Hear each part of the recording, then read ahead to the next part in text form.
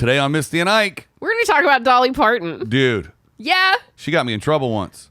Are you going to tell the story? Nope. And it's not even in the episode.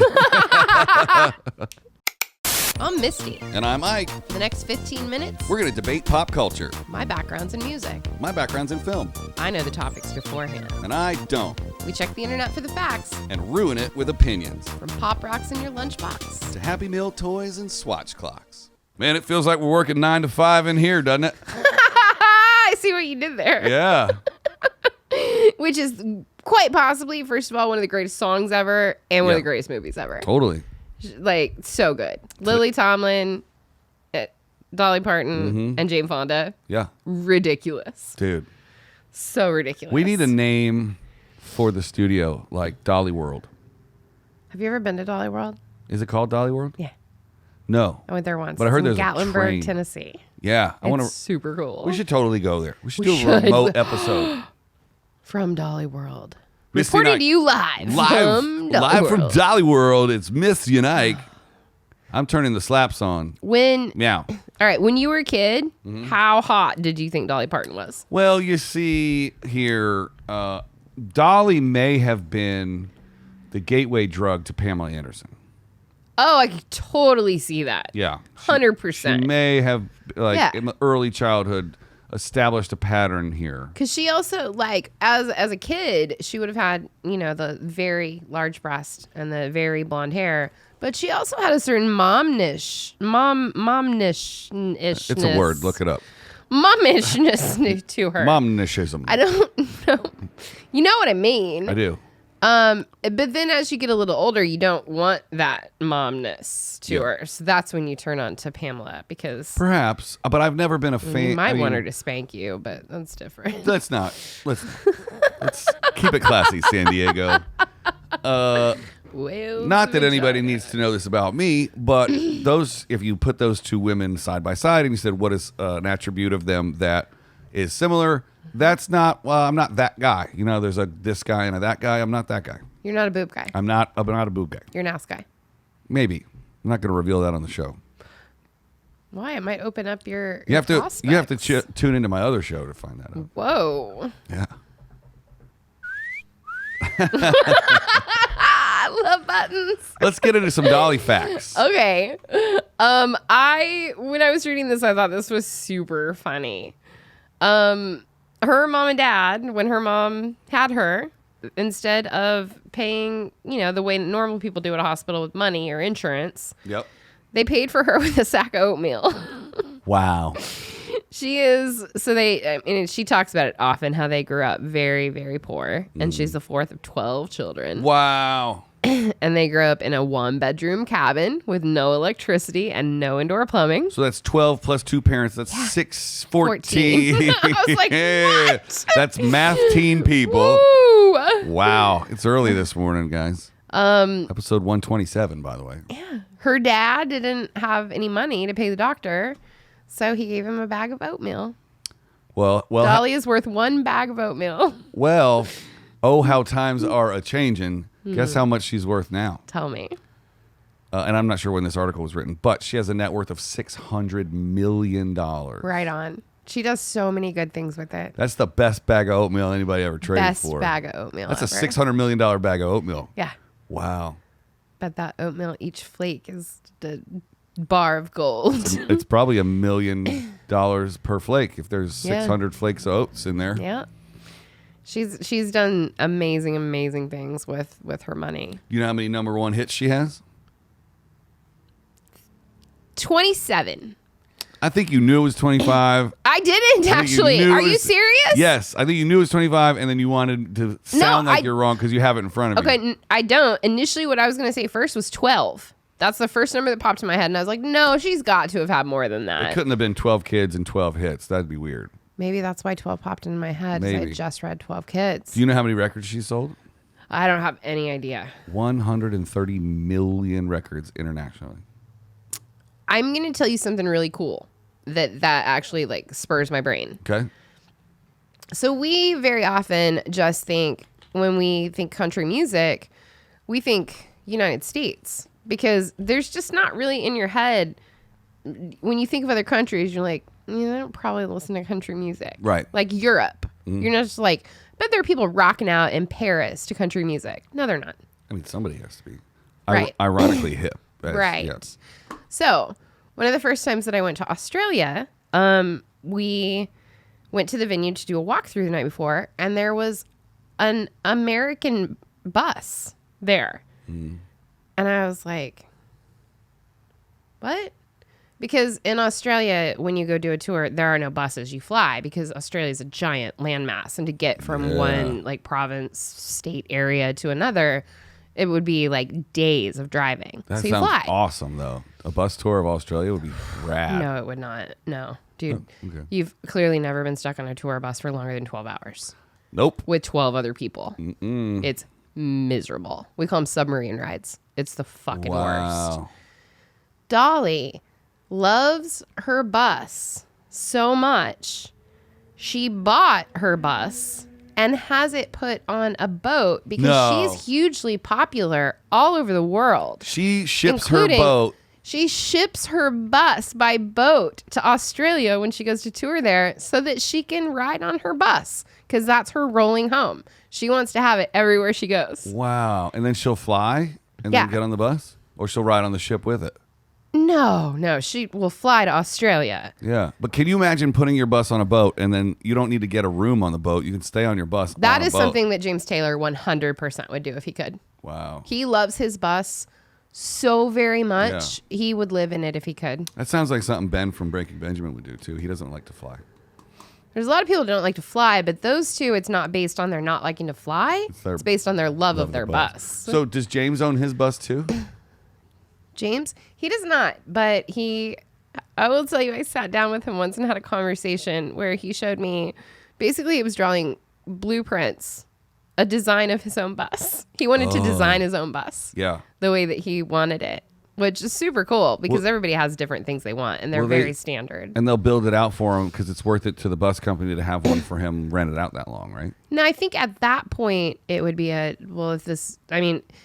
design was very different than what we have now. I think if a bus company was willing to do it, they'd be like, but you have to own this.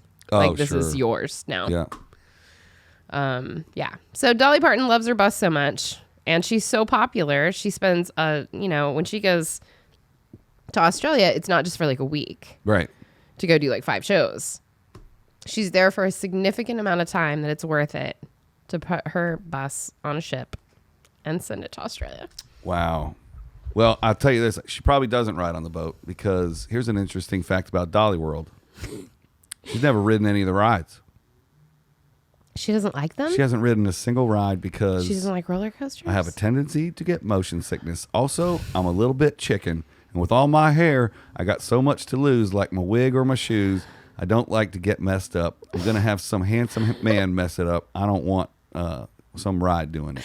She's also a little top heavy. Might be like bad on the back to be flung around like that on the rides. Man, I love roller coasters, so... But you don't... I don't have the technical issues. You don't have the land mass up top. Exactly. I don't own any roller coasters either. Do you know that she once lost a Dolly Parton lookalike contest? That's hilarious. So... Can you imagine? This is so funny. Just like, really, guys? It was a Halloween contest on Santa Monica Boulevard. And there were all of these drag queens that were dressed up like her. Wow. And she saw that this was going on, went to her hotel, like over-exaggerated her look a bit. A little bit more makeup, a little bit bigger hair. And walked up there on stage and didn't even come in like second runner-up or third runner-up. Did not finish in the final like top 5. Did anybody just go like, hey, this is actually her? No. Wow. So it was a drag contest though, right? Yeah. So she doesn't look like a dude trying to look like her. She looks like her. But there oftentimes when you see drag queens, they don't look like dudes. They look like... It's true. Like the real deal. I've seen some drag queens and I'm like, you're the most beautiful woman I've ever seen in my life. And I'm like, oh. You can really learn a whole lot about your sexual identity if you go on down to West Hollywood every once in a while. I live very near. I love my neighborhood. You want to know a cool fact? Always. She's the only artist with top 20 hits across 6 consecutive decades. She's had at least a top 20 every 10 years. That's so cool. For 6 decades, she's had at least a top 20. That's interesting. I have a question for you. Okay, I probably don't have an answer. Have you ever met a Jolene? Now, help me out here. What's a Jolene? Jolene's a first name of a woman. I mean, I know she has the song Jolene, but I don't really know. Have you ever met a woman named Jolene? Oh, I thought you... Okay.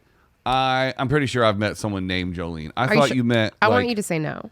I need you to say no. Not to my memory have I ever met a Jolene. Okay, I thought you were asking if it was like a Karen or something. No. No. Like a Jolene was a Jolene. No. Right. No, like I have using not. it as a verb. Like you're being pretty Jolene. Yeah, right. Like Right. like pulling a Misty No. or something. Yeah.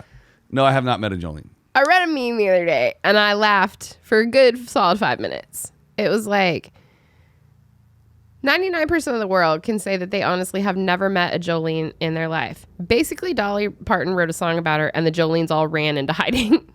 Oh. Right? Yeah. One of her most famous songs using a woman's name, you would think that that would bring that name into the popularity of the world because that's how it often works with things like that. This did the polar opposite. Nobody wanted to name their kid Jolene because Jolene was going to steal your man. I know people that have named their animals Jolene. That's interesting. Yeah, dogs, perhaps. But Okay. I think we'll have the same thing in 20 years. There will be no Karens. I don't think so either. People are going to be like, I don't want to have a Karen. Nope. Yeah. Did you know that she turned down Elvis? I did not know that. What? Yep. They'd have been a very unique couple. She learned that the King of Rock and Roll. I don't know about that.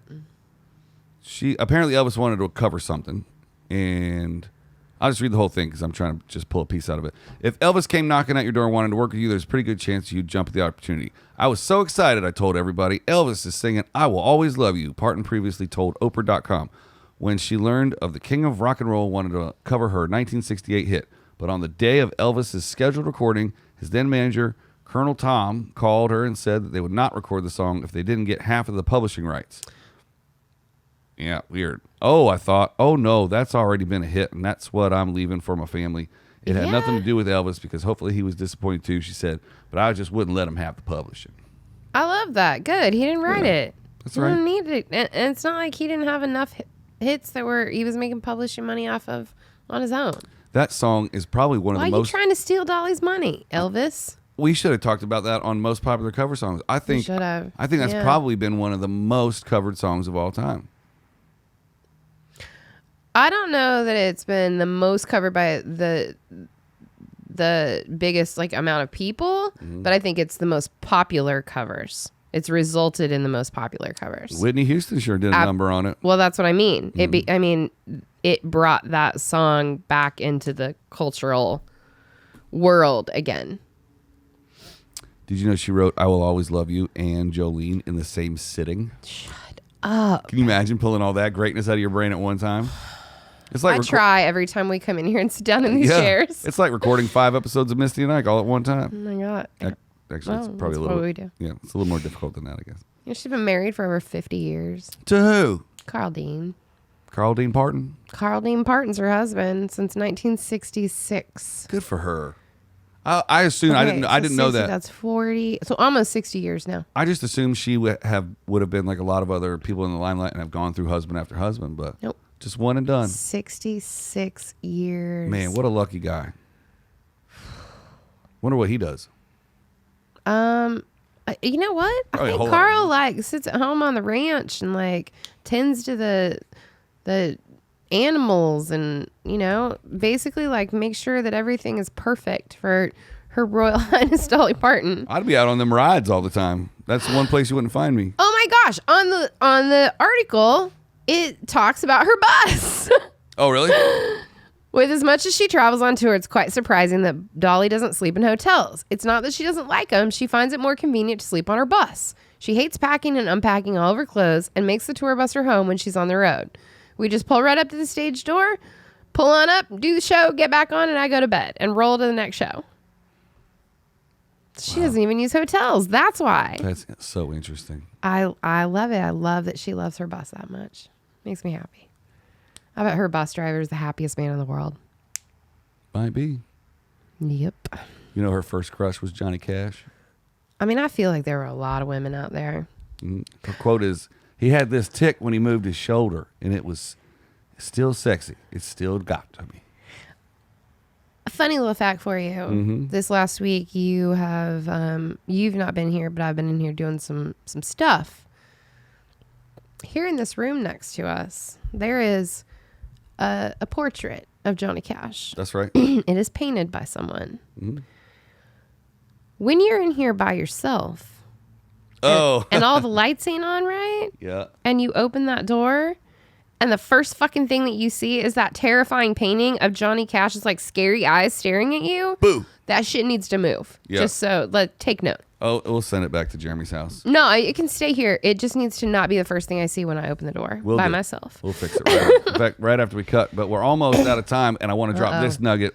Hit me with a good one. She's Miley Cyrus's godmother. I love that so And much. they communicate, as the slaps, they communicate. Miley will text, Dolly will fax. So Dolly will That's write, the cutest thing in the world. she'll write a handwritten note, and she'll fax it to Miley's management, and Miley's management will text it on a Dolly line, and she'll send something back, and then the team will handwrite it and fax it back to Dolly. My heart. She's just wonderful. I will end it, and I'll just say thank you, Dolly, for donating money to figure out a vaccine for this mess. Vaccine and for Jolene. I'm going to give you I have a couple favorite Dolly Parton quotes, but I'm going to give you just one of them. Find out who you are and do it on purpose. Ooh, that's good. Isn't that good? Yeah, I like that a lot. Me too. Yeah. And do you notice how both of us all of a sudden are trying to talk Southern now that we're talking about Dolly Parton? I've been doing it all damn episode. My Southern. Well, I've been trying to save it for just her quotes. I don't have an accent at all. And all of a sudden I'm like, wait, what are you talking about? Well, we got to get up over her now. Find out who you are and do it on purpose. Well, folks, since it ain't Friday, We'll see you tomorrow.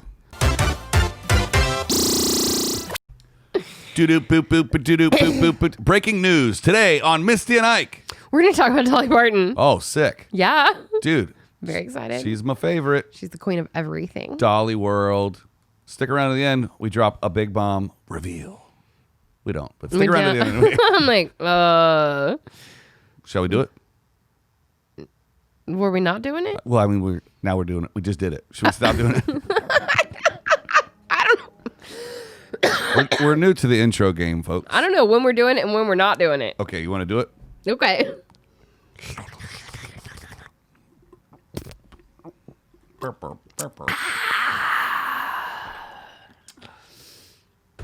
That was nice. No, we're doing the intros.